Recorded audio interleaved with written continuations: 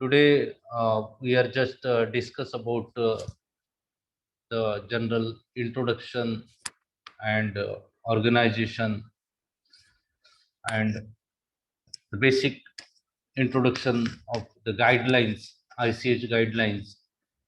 They are known as International Conference on Harmonization of Technical Requirements for Pharmaceuticals for Human Use, called as ICH. This ICH is the project that brings together regulatory authority of Europe, Japan, and United States.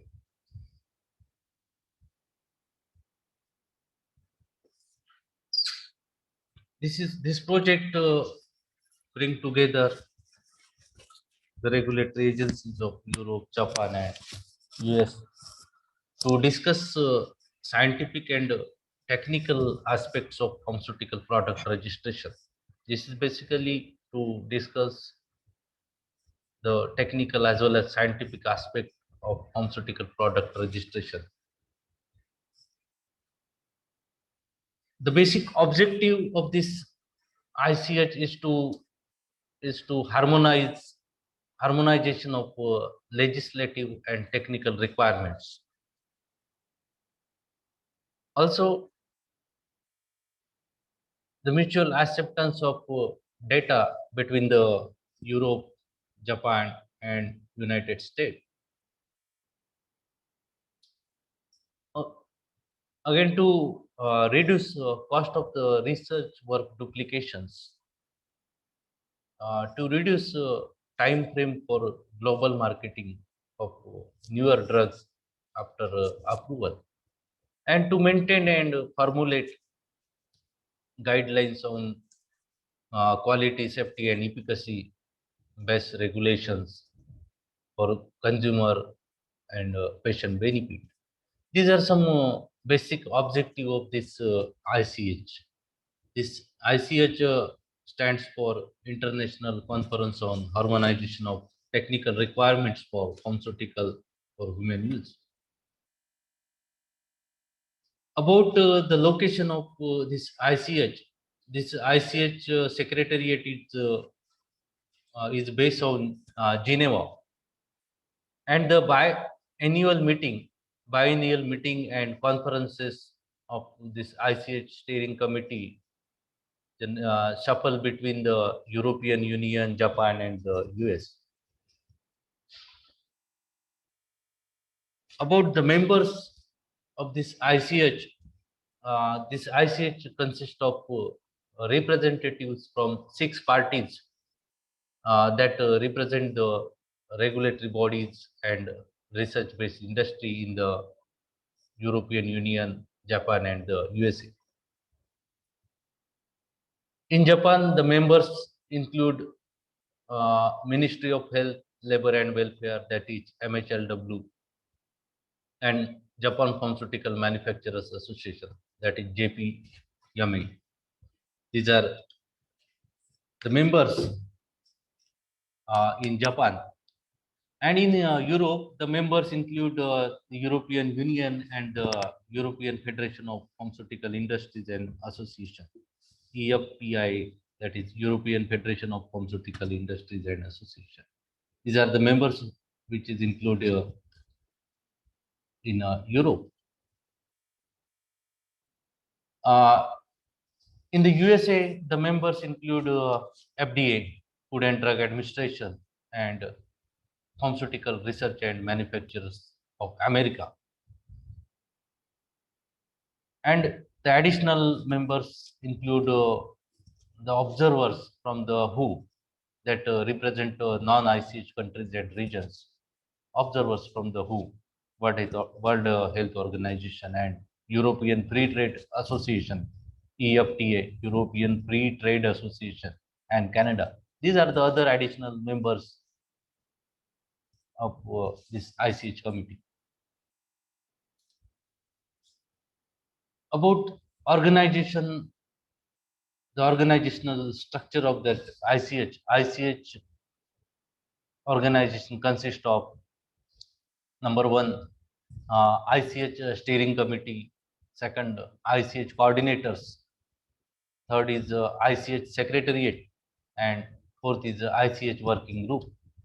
This is the organizational structure of ICH. This ICH steering committee, the functions of this body, what are the functions of this ICH steering committee? That they govern ICH, they determine policies and procedure for ICH, they select topics for harmonization, and they monitor progress of harmonization initiatives. These are some functions of that ICH steering committee. And each of the six ICH parties has two seats on the ICH steering committee. That you have to remember. Each of these six ICH parties, they has two seats on this ICH steering committee. What are the role of coordinators? They help in smooth functioning of ICH. They coordinate. Coordinators are nominated by each of the six parties, and they act as the main contact point with the ICH secretary. These are some function of that ICH coordinators. About ICH secretariat, the functions or the roles of that ICH secretariat. Uh, they prepare for documentation of meetings of steering committee, and they coordinate preparation for working group and discussion group meeting. uh, the information, what type of information can be obtained from that ICH secretariat? The information like ICH guidelines and the general ICH process can be obtained from that ICH secretary. And lastly, this ICH working group, uh, based on the type of harmonization activity needed, this steering committee will endorse establishment of one of the three types of working groups. That three types working groups, namely expert working group, second implementation working group, and the last one is the informal working group. And based on the this type of harmonization activity, this steering committee will endorse establishment of one of the three types of working groups. They are expert working group, implementation working group, and informal working group. About the operation of ICH, the ICH operates through the steering committee with the administrative support from the secretariat and the coordinators. And this steering committee meets at least twice a year, two times in a year. They at least meet two times in a year, this steering committee. And during above meeting, some measures are adopted, like a discussion of new topics for adaptation, review of existing topics, progress reports, and discussion of maintenance and implementation of these guidelines.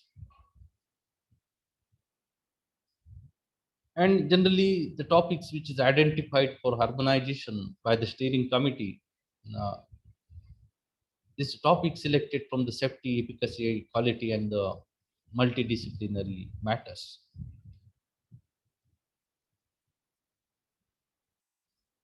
The various steps in this ICH process. There are 5 steps involved in this ICH process. Number one, uh, step one. Uh, in this step one, drafts are prepared and circulated through many revisions that leads to assimilation of a final harmonized draft. In second step, this draft is signed by this EWG and forwarded to steering committee for signing and signifies acceptance for consultation by each of the 6 co-sponsors. This is carried out in step 2. In step 3, three regulatory sponsors initiate their normal consultation process to review the comments. And in step 4, when the steering committee agrees that there is a sufficient scientific consensus on technical issues, this endorsement is based on signature from the three regulatory parties to ICH, that affirming that the guideline is recommended for adaptation by the regulatory bodies of the three regions. In last step, these guidelines incorporated into national and regional internal procedure. That means implementation in the three ICH regions.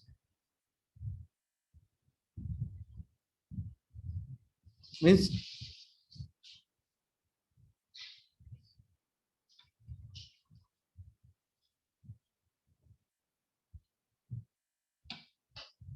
this is nothing but the project that bring together all these regulatory agencies of Europe, Japan, and US to discuss scientific and technical aspect of the registration of the pharmaceutical product.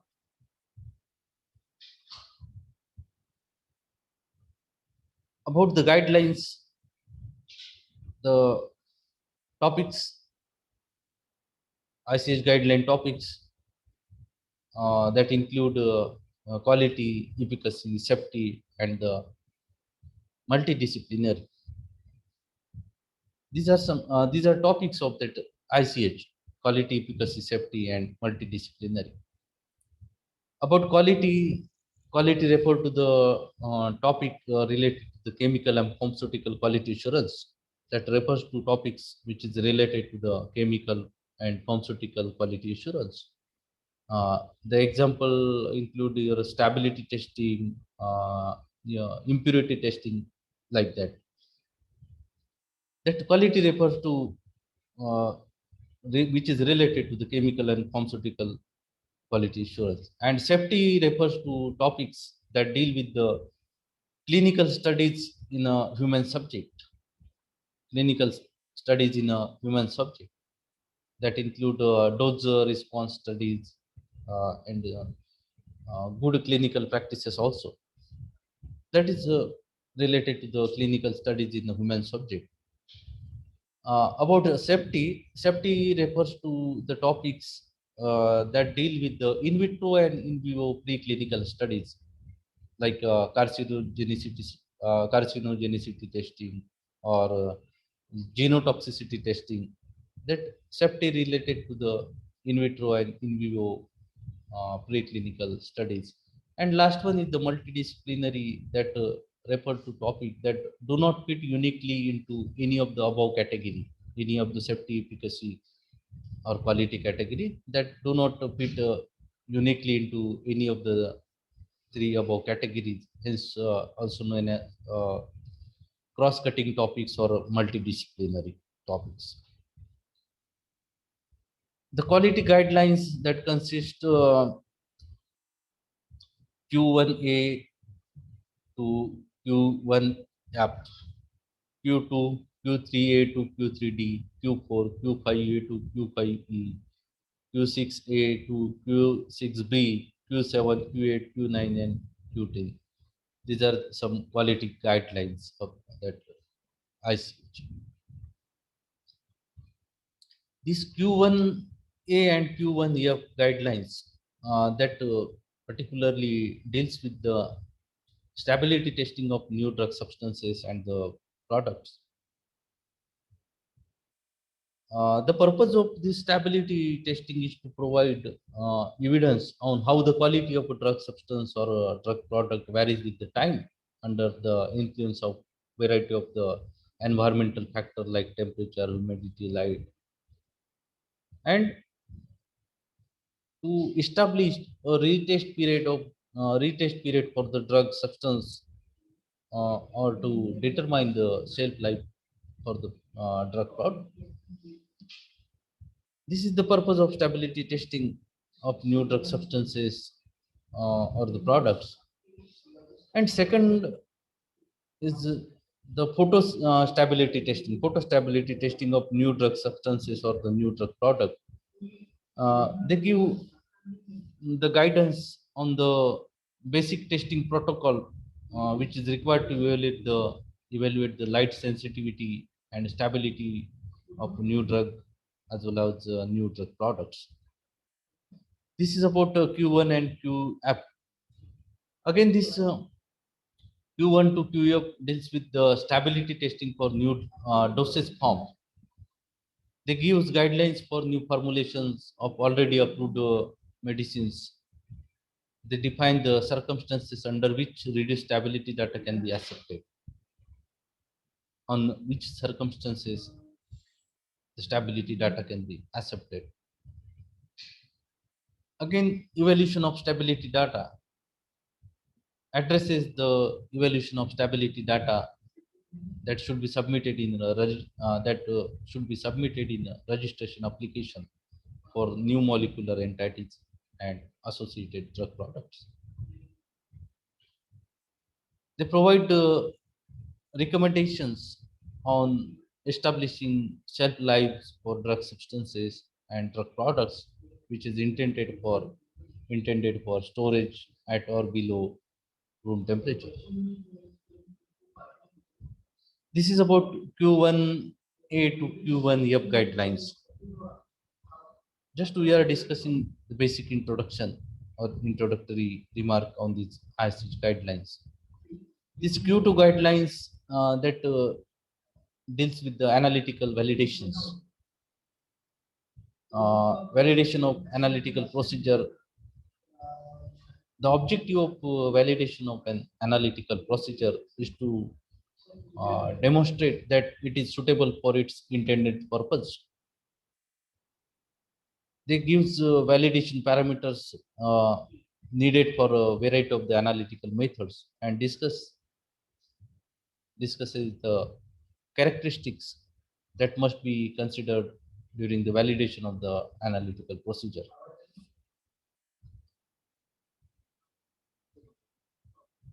And the types of analytical procedure to be validated, they include identification test, quantitative test for impurities contained, limit test for the control of impurities, and the quantitative test of the active moiety in sample of drug substances or drug product or other selected components in the drug product.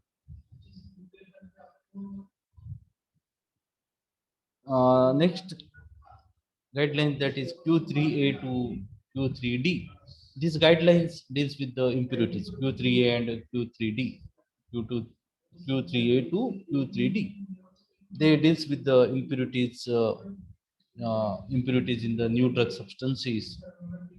They addresses the chemistry and the safety aspect of impurities, including listing of impurities, threshold limit, their identification and quantification. Generally, these impurities are classified into three types: organic impurities, that means process or drug related impurities, called as organic impurities, inorganic impurities, and the residual solvent.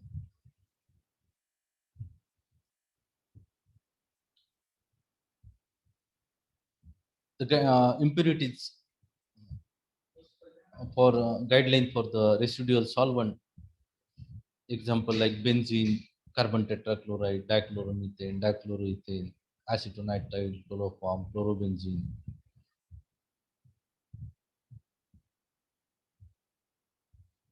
Then next guideline, Q4 guidelines, that deals with pharmacopoeias. They includes evaluation and recommendation of pharmacopoeial text for use in the ICH regions. This document, ICH Q4 document, describe a process for the evaluation and recommendations given by the expert working group.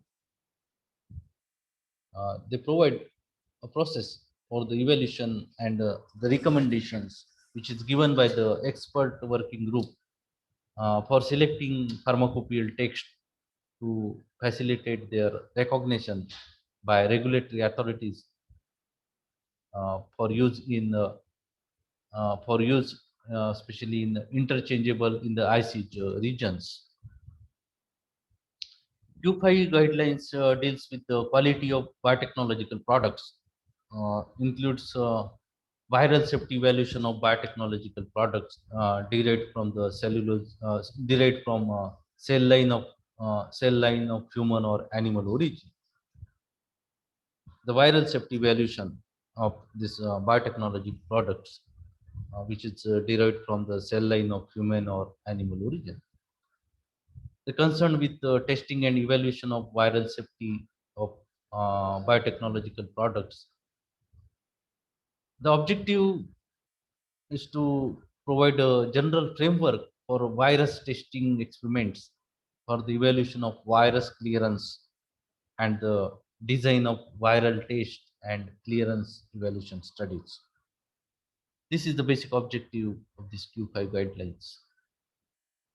Uh, Derivation and characterization of cell substrates used for the production of biotechnological or the biological products. The basic objective of this guideline is to provide the broad guidance on appropriate standards for cell substrates. The Q6 guidelines deals with the specification for new drug substances and products. They include specification, test procedure, and acceptance criteria for new drug substances and new drug products. The main objective, the main aim of this guideline, Q6 guideline, is to establish a single set of global specification for new drug substances and drug products. This guideline, Q6 guidelines, addresses a specification that is test procedure and acceptance criteria, which play a very major important role in assuring the quality of the new drug substances and a new drug product during its shelf life. Q7 guidelines deals with the good manufacturing practice guidelines for API. GMP guidelines, there are GMP guidelines for API.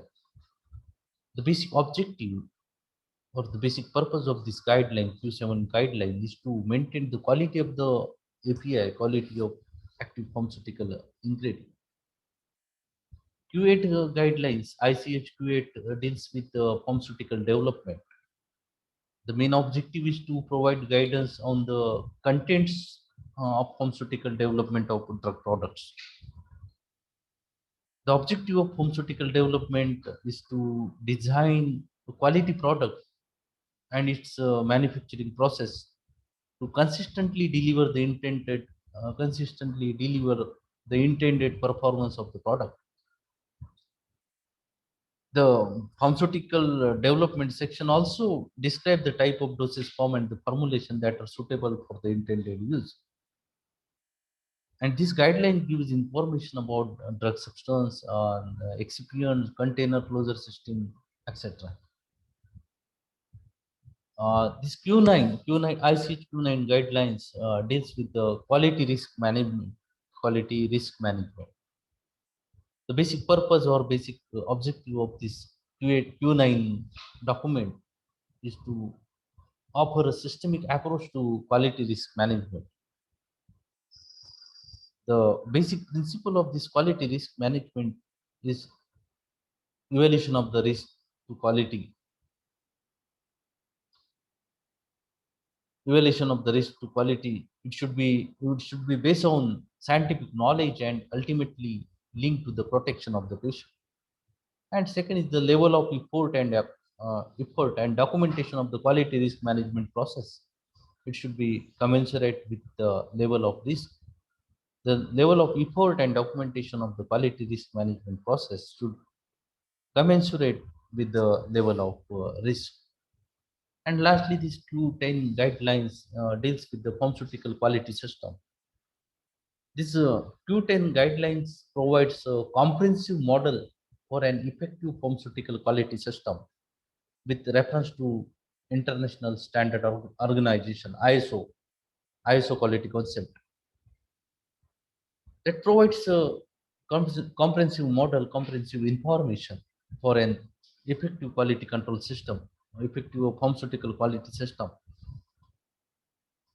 These guidelines, Q10 guidelines also include applicable GMP regulation, good manufacturing practice regulation. Then safety guidelines, S1 to S9 guidelines are the safety guidelines that mainly deal with the in vivo and in vitro preclinical studies.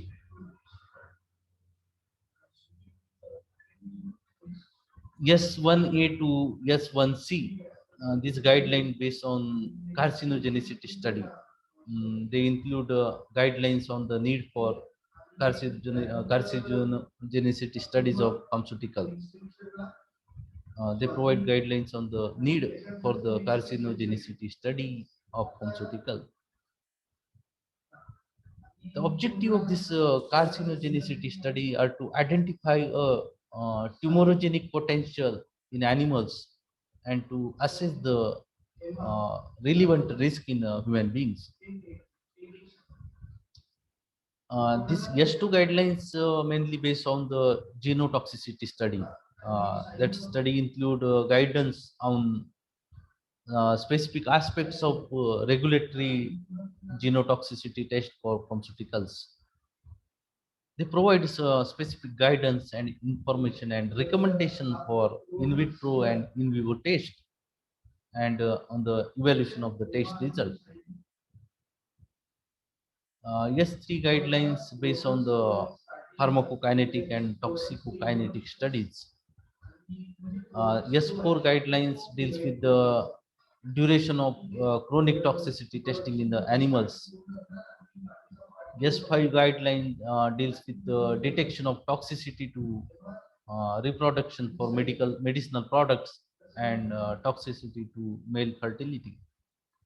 This S6 deals with preclinical safety evaluation of biotechnology derived products. S7 deals with safety pharmacology studies for human pharmaceuticals and the non-clinical evaluation of the potential for delayed ventricular repolarization by human pharmaceuticals. Yes, it deals with the immunotoxicity studies for human pharmaceuticals. S9 includes non-clinical evaluation for anti-cancer pharmaceuticals. Some efficacy guidelines that refers to topics that deal with the clinical studies in a human subject, like dose response studies or good clinical practices studies. These efficacy guidelines mainly deal with clinical safety, structure and content of the clinical safety reports, dose response information to support drug registration. They also deal with ethnic factors in the acceptability of foreign clinical data. They also deals with good clinical practice. They again deals with clinical trials, clinical evaluation by therapeutic category, and genomic biomarkers related to drug responses. And lastly, these multidisciplinary guidelines, they include M1, uh, electronic standards, M1, and electronic standards for transmission of regulatory information, and guidance on non-clinical safety studies for the conduct of human clinical trials and marketing authorization for pharmaceutical, and the common technical document that comes under this multidisciplinary guidelines.